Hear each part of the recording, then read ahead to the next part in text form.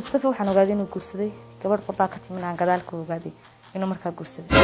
gurigii baan tagay naftiiradii ku jirta way iga dhacday qolbaan hoos ka xidhay anoo markaa ilmeynay kamaan xumayn Mustafa inuu mustaqbal gaaray kamaan aan ooyay inuu guursaday laakiin waxaan ka ilmeeyay beenta iyo sidoo qalbigayga u jabiyay inuu Soomaaliyeed loo dhaartay baan ahay laakiin wuxuu ka faa'iideeyay garan way Mustafa inuu soo jiidashada inta leeg oo markaa qalbigayga ku sameeyo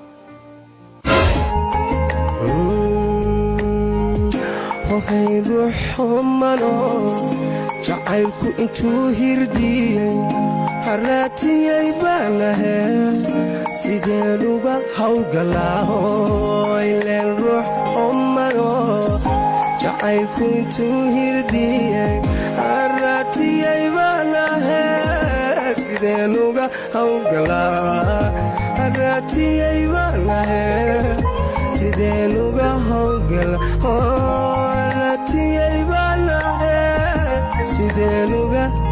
magaceedu waa Faadumo oo jacayl ku dambeeyay murugo iyo dhaban ilmadu fooldhaq u tahay ay la wadaagtay Mustafa Faadumo iyadoo barnaamijka qisa iyo qiiro u waramaysa waxay ku bilowday Assalaamu calaykum bismillaah magacaygu waa Faadumo waxa ku noolahay Hargeysa qisadan hadda doonayna ka sheekay maadaama ku casimanay barnaamijka qisa iyo qiiro wuxuu dhacay sida tan maalin maalmaha kamid ah ayaa markaa waxaan ismaana noqon laakiin waxaan jaaranahay wali walaana gurigooda si sax markaa u garanayn wiilkaas subax walba waxa isku dhaafi jiray iridda albaabka ama wadada markuu sii socday markuu soo socdo markaa niyadeyda waxa isdhahay inaan ka jaaraan baatin ama meelahan ayuu ka dhow yahay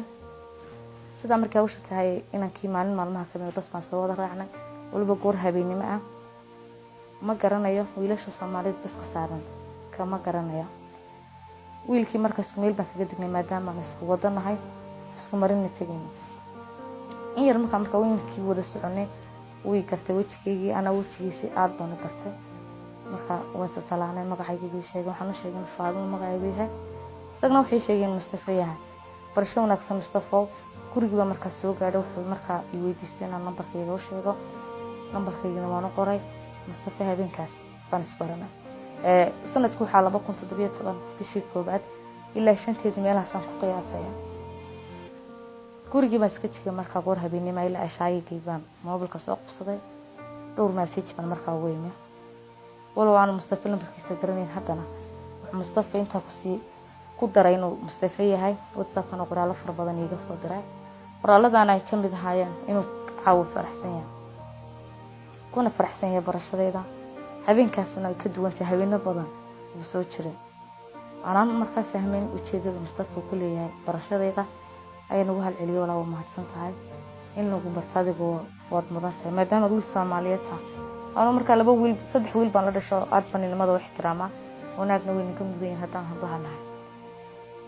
habeenkaas ayaa Mustafa iskugu kaay horeysay markaa hore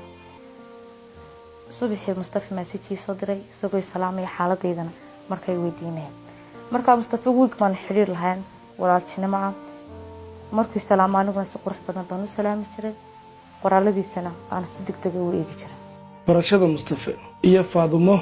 ee habeenka kadib Mustafa qoraallo farxadeed ayuu subaxa waaga barigiisa u diri jiray Faadumo farxadiisa ku aadan barashadeeda walaalnimo ayuu ku bilowday xiriirka Faadumo iyo Mustafa waxaana ay wadaagaan fariimo joogto ah oo midba uu kan kale u dirayo Mustafa oo aad moodo barashadu inay ku weyn tahay waxa uu Faadumo ka codsaday ama uu soo bandhigay dalabka kulanka habeenkoodii koowaad bacda isbarasho isagoo u raaciyay maalmihii dambe waxa xigay wiil kadib Mustafa habeenada kadib markaa subax walba markuu soo qoray qoraal qurux badan oo si farshaxnimo leh u soo qoray xiisaynayo barashadayda ku faraxsan yahay lambarkayga iyo muuqayga maqalkayga isku mar helay in badan rajaynay inuu hal mar magacayga helo lambarkaygana helo haddana ay hal mar u suurta gashay intaas isku hagaagsan markaa wiilka kadib habeenada kamid ah Mustafa anagu markaa walaalo noqonay isbaranay ay markaa soo wacay waxaan ugu waxaan Faadumo inaan markaa kulano oo meel iskugu nimaano arrimo badan aan ka wada hadalo markaa anaguna ma jeclin habeenkii la baxbaxo waxaan u sheegay waan ka cudur daartay waxaan walaal Mustafa habeenkii ma jecli inaan baxo laakiin hawshaad markaa leedahay waxaan doonayaa inaan telefoon kaaga dhameeyo marka Mustafa wuxuu dhameeyay walaal aragaaga un bay wax walba ku xidhan yihiin aragaaga inay ku dhamaanayaan marka haddaad imika waqti yahay mar kale ayayna kulmi doonaa dhibaato kuma jirto marka Mustafa aan ballan noo qaadan inaan la kulmayana u sheegin hayaba ku habeenkii bay marka Mustafa iskuulka ugu dambayn Faadumo waxay ogolaatay la kulanka Mustafa oo noqonaya mid Mustafa dhinaciisa xanuun iyo xumad ku beeray Faadumo waxay ku gacan saydhay dalabkii Mustafa ahaa inay la qabato jacayl uu muddo qabay balse uu la aamusnaa isku day inuu Faadumo xiriirka ku qanciyo iyaduna diidmo uun ka dhaqaaqi weyday balse siday wax u dhaceen xaalka habeenka iyo warqad Mustafa uu markii uu guriga tagay uu soo diray Faadumo ayaa inoo sharaxaysa inkasta waqti tagay ay tahay ilaa 5 maalmood kadib oo iska week ay ahayd ayuu Mustafa mar labaad igu soo celiyay wuxuu dhahay Faadumo waxaan rajaynayaa aad waqti heli doontid waana ku sugay wax isla habeen un bay ku soo wici doonto lana balaamaysa laakiin inta midna kaama hayo Mustafa waxaan sheegnaa mashquulahay ana mashquulana haddana aanan jeclayn bixistay waxaas ana waqti badan siinay inaan baxo laakiin aan marun kulmi doono insha Allah bilaay kale niyada markaa kama xameyn Mustafa habeenka kulay insha Allah sarki doona saddex habeen kadibna Mustafa waan saragnay iyadoo markaa inaan saaxiibna inta la soo doonay xaafadii oo dhan hablihii ay tigadaan loo wada keenay markaa doonayeen inay xafladda tagaan annaan xafladii ka baaqday kana cudur daartay Mustafa awoodiis marka Mustafa uu sheegay waxaan ku Mustafa xaafadeeda ay idigu doontaa caawana iyo markaas anagiina baa markaa xaafadda joognay Mustafa waxaan ballimay shantii galabnimo isla bishii koobaad 2017 Mustafa weeyimi markaas adigu goor makhriba soo dhaweyn kadib wada sheekaysi Mustafa wuxuu sheegay inuu in badan isjeclaa doonayeen xiriirkan walaaltinimada uu bedelo inuu bedelo mid jacayl iyo kalgacal uu ku dheehay maadaama diyaar u yahay markasta inuu aniga helo ama yahantiyo ana Faadumo jacaylkan wax badan ka aqoon jeclaysanayna waqtigeena jacayl marka bilaabo in jacaylka been laga sheegaana inay qurux badnayn aanan hay marka dadka deedaha aan ku jecel yahay ka darano wax badan isku wada Mustafa waxaan ku walaalo xiriir imika ma sameyn karo wax walbaana waqtiga u baahan yahay qofku markaad baranaysaa ama marka mustaqbalka leedahay inaad sagaarimiis ku mashquulshid un bay ahaanaysaa marka hadda jacaylkaas iyo arrimahaas ma doonayo Mustafa in badan oo iyo calaacalayn badan buu doonayay marka waqtigaas aan ku helay hayga baajin buu leeyahay muddo badan bayna jaaraan ahayn haddana waxaan mar u rajaynay inaan taas maadaama magacaaga qoon laakiin haddana aan heli doono caawana waxaan arkaa waqti qurux badan inay tahay mustaqbalna halka waan ka sawirtay wax badan baan isku geystay inaan is heli doono hayga sawir istaagin inaan xiriir jacayl bilow أنا وأنا كنت على ورانا وأنا كنت على إما كانوا حد يروها وحكي استوى عشان أنا مركز تبيار كولا هذا قلنا دقيقة قلدون تفعيل كان أنقول صوبا دقيقة ما دام مصطفى مركز عنيقة ومرتئية هاي كل دقيقة أنا كسر عسني نيد حمايني قلتها كان بدو ما دام إن بدن حاد ليه هذا الكيسان والسيني هذا مكان نوصل ليه ملها تعال باكا دبا مركانه وحنو شيغين عندي تعال بينه نيد وحول بني يدي كحرين أنا مركز تعال بين لا شلين مصطفى بين كسبه مركز وسكو كايد ميسه إسلامين كيو مركز مسيج عاد ودير بيسقر ولي مركز مصطفى خلافا عادي سلام الله نهرلين مرة البقرة الموجود هذا الترنا لبضع ويدان استقامة مركز وفرد هاي بين كان بقولها بين السوجري بقيمة بدنتها ما دامت قريني وعسنته تعال هذه بلان قاطع inankii Mustafa sidii kumadii Faadumo maalin walba uu hormaraya guriga Faadumo oo ay jaar ahaayeen Mustafa waxa uu geyn jiray hadiyado kala duwan hadiyadaha joogtada ah ee uu Mustafa Faadumo u geynayo waxay ku abuureen dareen iyo qalbi dabac xiriirkiina Mustafa way ka ogolaatay muddo sanadaha la wada socay la is ilaali oo kan kale cadhada ka dhowr walina sanadka midna ma seexan habeen isagoo kan kale u cadhaysan xaalkooduna sidan ayuu ahaa marka Mustafa adu dhowr habeen kadib hablaha anu waxaas ka jecel heliidaha iyo waxaas marka Mustafa xaafadda soo hormaray waxay keenay jiray haliyad mar walba hadal macaan qurux badan uu jacayl ku dheehan yahay uu igala hadli jiray. Bilaa aadan baan ahay, qalbina waan leeyahay. Mustafa waan ka aqbalay jacaylkii, waana wada xidhiidhnay. Mustafa xidhiidhkayga markaa wuxuu ku bilaabmay bishii koobaad ilaa 20-keeda meelahaas. hawshii markay halkaa aniga Mustafa nahay dad is yaqaana, jacaylkiina markaa ka aqbalay halkaa noo marayso. In badan baa soo hadalay, waxaan markasta markaa Mustafa iigu dhiirin jiray in waqti walbaan waqtiga siiyo oo in badan ila hadlo. xiriirkuna noqdo xiriir markaa aad aan u adkeyn xaggayga iyo xaggiisaba. maadaama markaan waan qof la sheekaysan jirin, waqtigii badankiisiiba Mustafa ayaa siiyay. qoraal iyo kool iyo qoraal baan ka wada hadli jiray. Mustafa waxaan isnaqaanaa markaa sanad bay ka soo wareegtay. si qurux badan waan isku naqaanaa. mar walba wuu dhiirin gelin jiray. Mustafa wuu shaqayn jiray markaa subaxii.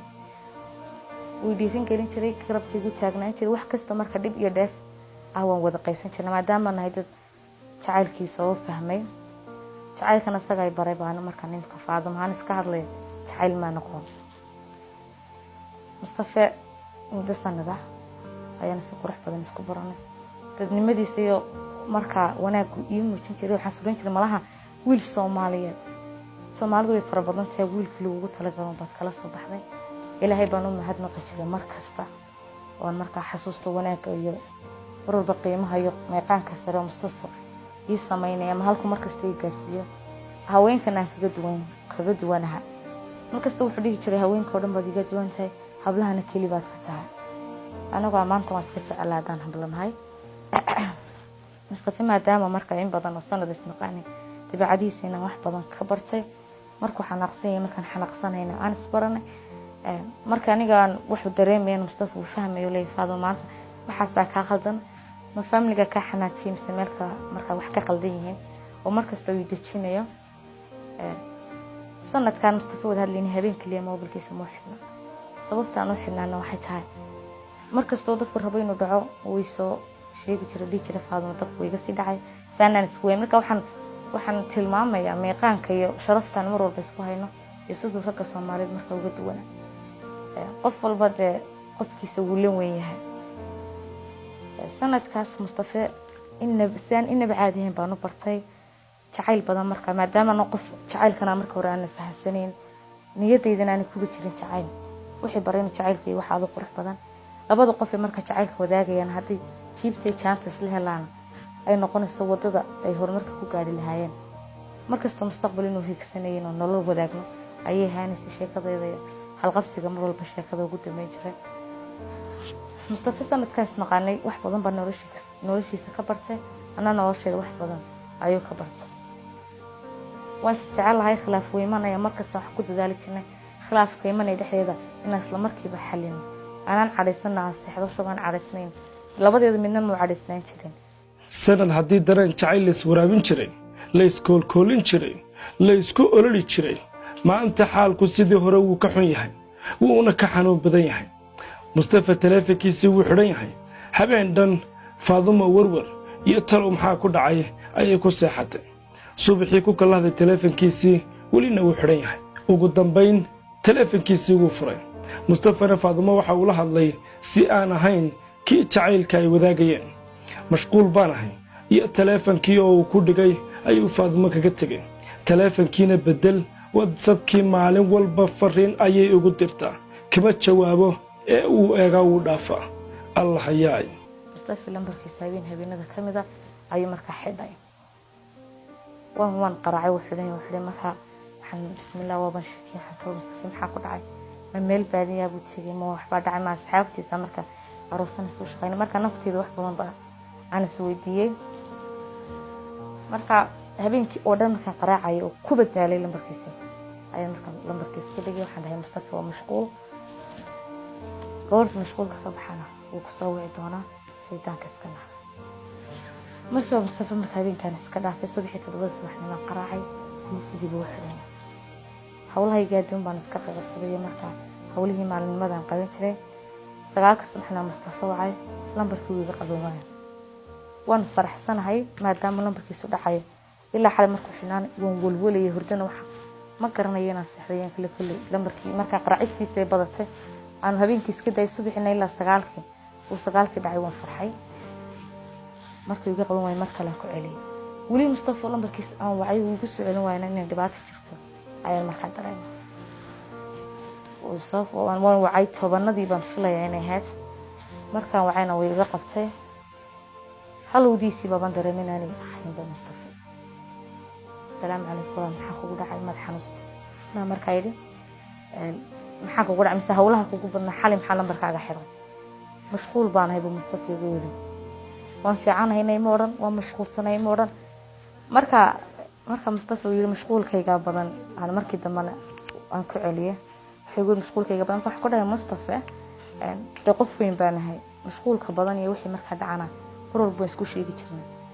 ii sheeg marka waxa jira aad ku mashquulsan tahay marin iga weyn baa jirta misaanaadda marka igu shaafin kareen waxa dhacay wuxuu igu yiri oo igu dhigayba hadal buu kuma soo celin Mustafa marka wuu baan dareemay waan naxay waxaan tar Mustafa maada ka xanaajiyay meel kale ku dhibaataysan adu hadal badan ma fiicna Mustafa maalintaas والسند مركا كسور تبيشوا في بعد إلا بكون مستدي طبعا أي تاعي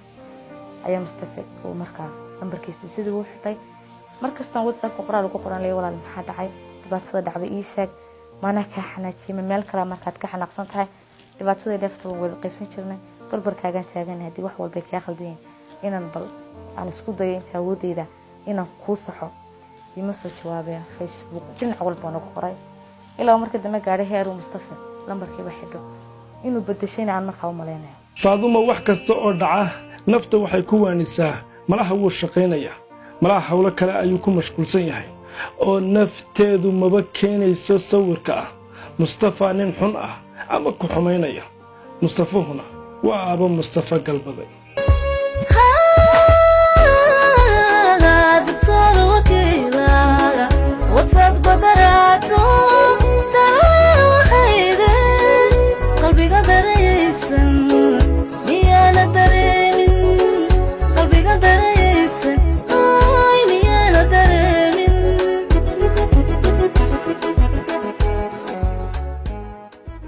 la soo xiriir barnaamijka qiso iyo qiiro fariin noogu soo dir ciwaanada ku muuqda wixii dhacay carshigay ka qornayde nala wadaag qisadaada aanu cashar ka qaadanay hohay ruux malo jacaylku intuu hirdiyay haraatiyay baanahe sideen uga hawgalaaho ileen ruux malo Faaduma waxay gashay marxalad xanuun hilibkeedii wuu dhamaaday caafimaadkeedii dawooyin ay qaadatay ayuu ku dambeeyay cunto la'aantii iyo soonkii jacaylka ay u soomaneyd waxay ka qaaday xanuunka gastriga 3 bilood sariir jiif ayay ahayd waxay isku daldashaa ama ay hurdada ku seexataa kiniinka hurdada keena 3 bilood ay markaa Mustafa aad u jeclaa mar walba waxaan isku maaweelin jiray heestaan iska dhigaysan jiray mar walba salaadan basan jiray markaa Mustafa xanuunkiisa iyo jacaylkiisa gaastiri ma ka qaaday haddana gaastiri waa qabaa waxaan yaraha qof yara hilboon markaa laakiin hilibkiina waxa noqday qof markaa quri oo mariyo xiran ka tabaan camal oo kale 3 bilood Mustafa jeclaa cuntadii waa ka go'ay hurdada habeen walba waxaan isku markaa madadaalin jiray ama ku saxan jiray farmasiyadan ka siibsan jiray kiniinka hurdada waan cuni jiray dhowr inaan farmasiya haystay guulan jiray siinaysan sanad jiray awgeeyo xanuunsanayo seexan ayaa kiniinka la siiyaa xaaladii Faaduma si xumaatay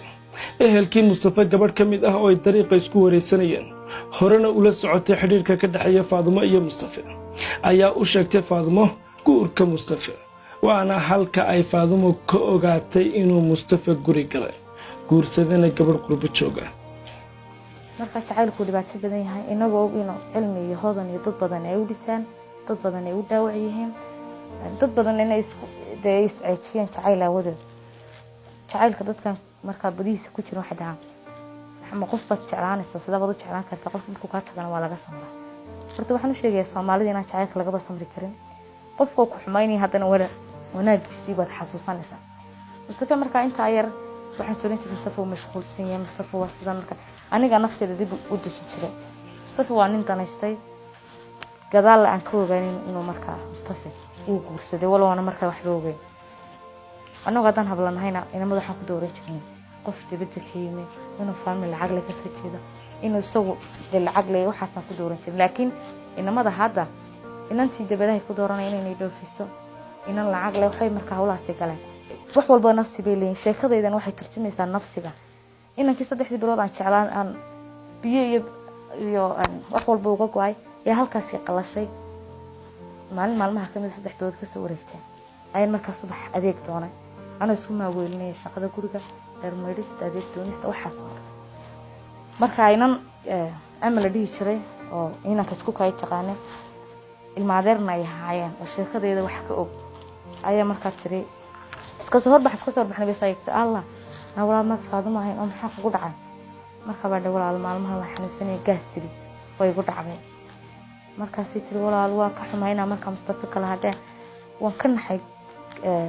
sida uu kala hadeen Mustafa markaas baan ku walaal waa caadi dhibaato ma jirto dad isqabaaba kala tagaba marka dad xiriir ayaan ahayn kala tageedana macna weyn ma sameeyay marka amal ima yogeyn inaan marka isagu iga tagaano si dhabas ku jeclaa markaas waxa tiri waan naxay marka arkay sawirada meherkiisa gabadhaygu wallahi wadnaha bay galay Faadimo si dhabas ku jeclaayeen laakiin aan soo kala tagtaa ma yahayn ana marka naxay laakiin aan diidayo inay amal niyadeyda ogaato ayaan ku yiraahdo si uu yara dhool cadeynaya waan istiilaya dhibaatada halka ka dhacday ayaan ku waan ogahay inuu guursaday waan u hambalyeynaya walaalkii Mustafa marka maalintaas maalin aad u murugo badan baheed bishii 3aad baheed marka sanadkaas 2018 nafiro marka hore ay ku jirtay oo islaam Mustafa ma dhalin kuma qabo ubad kuma samraysid soo noqoshadiisana ka samay maadaama aan sabab kaaga tigin adoo jecel ka tigin xitaa aan ku cadin wuxuu kaaga tigin waxaasna kaaga tigin ma salaamana Mustafa waxaan ogaaday inuu guursaday gabadh qodaa ka timinaan gadaalka ogaaday inuu markaa guursaday gurigii baan tagay naftiiradii ku jirta way iga dhacday qolbaan hoos ka xidhay anoo markaa ilmeynay kamaan xumayn Mustafa inuu mustaqbal gaaray kamaan aan ooyay inuu guursaday laakiin waxaan ka ilmeeyay beenta iyo sidoo qalbigayga u jabiyay ina Soomaaliyeed loo dhaartay baan ahay laakiin wuxuu ka faa'iideeyay garan way Mustafa inuu soo jiidashada inta le oo markaa qalbigayga ku sameeyo tiyaab la yiito ana tirayo habeen toosayo nafteexada tugaye nasiibko wiitusmee ugu dambayn Faadimo waxay waliishaba go'aansatay qalbigana ka saartay Mustafa 3 bilood kadib qof aanay codkiisa garanaynin ayaa soo wacay wuxuuna u sheegay inuu Mustafa yahay qofkan la hadlaya Mustafa waxa uu waqtigan guranayaa midhihii nafsiga gurigii uu dhisay bil kaliya ayuu taagnaa isagoo faramaran ayuu Faadimo la wadaagayaa wixii ku dhacay iyo halka nafsigu dhigay Faadimo se iyo ixmidna ma leh oo dareenkii xaqiisuba uu ka guuray marka waxaan maleynay bishii 9aad ahayd adu 6 bilood ka 3 bilood ka soo wareegtay bishii 6aad bay ahayd ay marka Mustafa soo waxay anigu marka lambarkaygiina aan wali bedelin laakiin Facebook-giisina iska saaray WhatsApp-kiina iska saaray anafteedana marka aan idin Mustafa ugu guursaday ilow marka wax kasta ilow calafkuna wuu jiray hadii Ilaahay tii calaf ku siiyay gabar kale inuu aroosto calafkay jacaylkana markasta calafka weyn Mustafa maalintii waa nafteeda waaniyay kana haday una hideeyay qalbigana ka saaray xaaskiisa nolosha quruxda badan uu galay 3 bilood kadib soo wacay Mustafa isagoo ii sheegay marka inta codkiisa garan ba waayay salaam alaykum walaal qof ma waa Mustafa waa ban ilaa wayma kuma jirtid xaskaygi bariya ku xalaaye xisaaga dibjir kuma jirtid xaskaygi bariya ku xalaaye xisaaga dibjir marka qofka inta isku taxalloojinay sida ma inta u samri lahayd inaad ka samirtid baa wanaagsan inaan marka aad u saaxiibnahay Kawsar Cabdullaahi taala doon aad u salaamay umaru ay wax igu talin jirtay inta u samri lahayd ka samir Faadimo ninkaas halka ku ilo waxaan marba xasay jiray Mustafa inuu wax nagu sameeyay inuu noloshayda dhan mugdi iyo madow galiyay 3 bilood kadib Mustafa soo wacay markaas aan ku Mustafa walaalday waxa tahay walaal guri degan xaas baad leedahay ilaahay ha kuu barakeeyo gurigaaga iyo xaaskaaga dee maca salaama ma meelaad igala soo hadashaa baynu joogan mustafa wuxuu ii sheegay markaa hadal badan inuu markaa nafsi helay inay gabadhi kala tageen inuu ku galay markaa dhoof iyo dana gaara anaa mustafa markaa sii dhegeysan wuxuu ka sheekeynaya xasuusanna xumaanihii badnaa igu sameyn kastaan ahayn qof caloo xun laakiin haddana waxaan dareemaya inuu mustafa wax xun sameeyey isagoo heli karaya xidhiirkeena u dhammaaday isagoo heli karaya dee mid kaa wanaagsan baan haddana mugmugdi iyo mudmadowga aad baan u necbaa mustafa wuxuu ii sheegay markii dambe in gabadhay kala tageen inay bilis qabeen hargeysa wada degnaayeen kadibna ay ka tagtay warqad kasoo dalbatay wax noocaas arrimaana markaa anigu aana ku farxin kana naxin waayo dee aniga mustafa qabistiisa iyo furistiisa faygagama xidhno wiil soomaaliyeed aan isbarno dirisnahayn in badan aan jeclaaday kana bartay jacaylku wuxuu yahay ayuu haa barnaamijkayga iyo sheekadeedana waxay markaa ka turjumaysaa qisooyinka jacaylka iyo qiirooyinka imikaba jira oo dadkii qofkii lacag ku dooranayaan inantiina inkay lacag ku dooranayso laakiin aanu markaa kalsooni halkii ay ku dhimanayso kalsoonida marka hablaha waxaan leeyahay mar walba waxaad ku dadaashaa inaad qofkaa daacad u haatid qofka daacaddaah marnaba ma jabo ilaahay baa garabkiisa taagan maamaha soomaaliyeed baa ahayd daacadima hungowdo mustafa cafis dalbay gabadha dhoof ayaan ku galay 7 ayaan Facebook xiriir ka wadaagnay hargeysa ayay timi degdeg ayaan soo aroosnay waan ku hoos taaganahay cafi soo laabo hadallo noocaas ah ayuu mustafa ku boobay Faadmo oo telefoonka kala hadlay iyadina ugu dambeyn markay dhageysan kari wada hadalladiisii teleefoonkii ku dhigtay meel kasta oo kala soo xiriiri jirana way bedeshay inankii qaraacis badan marka wuxuu dhahay cafis baan ka dalbanayaa waan ku hoos taaganahay Faadmo khalad baan sameeyay gabadha markaas Facebook iska barnay muddo 7 aan isnaqaan hargeysay wax noocaas oo hadallo markaa nafteeda u baahnayn oo qof tashtaday markaa mustafa hadalkiisa uu dhibayo ayaan ahaa maadaama uu qalbi jabay qalbiga jabay waa muraayad marnaba sideedii ma noqoto ka hadalka mustafa isagoo idhibaya wadiis mustafa habeenkii mobilka waan ku dhigay lambarkeena waa soo bedeshay isla markiiba lambar baan markaa soo furtay cusub Facebook igu yaqaanina magacaygii Faadmo waan bedelay magac kale ayaan samaystay aniguna kordaha karkay cashugu uu igu kordo igu soo kacayo igu laba kaxalay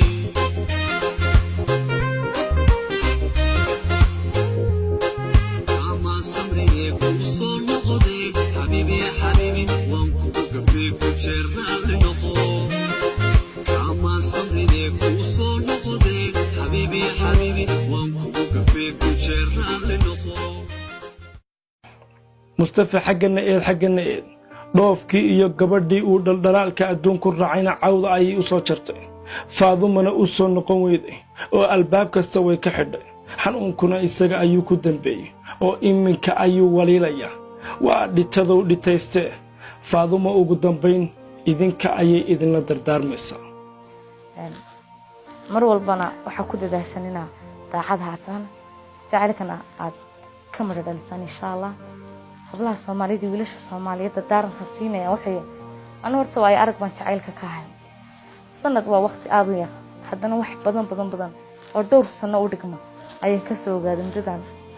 doonta jacaylka saarna marba xad ila sii siqaysan aad baan dhamaantiin idin salaamaya mar walba ixtiraam dadkayga jecel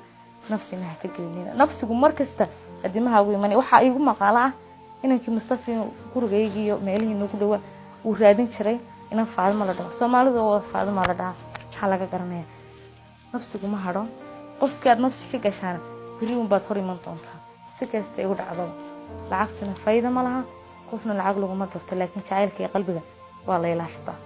qofna qalbiga ha jibin adiga oo adduun dhaafsanaya ruuxna nolol iyo jacayl hala bilaabin adiga oo danaysi iyo dana gaar ah ku galaya nafsigana lagama dheereeya hadhitaysan xisaab ka jar lagula daba joogo nolosha daacad dulmana ah uun ka ahaw weynuhu uu kula socdaayo oo dulmiya dusdusa iyo khaayin boqol wajiila oo koonkaba kadeed ku joogo ku dhamaysta ha noqonin ee ilaali qalbiyada bini'aadamka ku xidhna waa la soo xidhiir barnaamijka qiso iyo qiiro